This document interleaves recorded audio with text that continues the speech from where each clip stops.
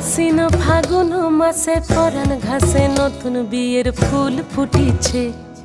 উথালি পাথালি মনে আলতা কোণে নতুন বিয়ের ফুল ফুটিছে। আশ্বিন ফাগুন মাসে পরাণ ঘাসে নতুন বিয়ের ফুল ফুটিছে।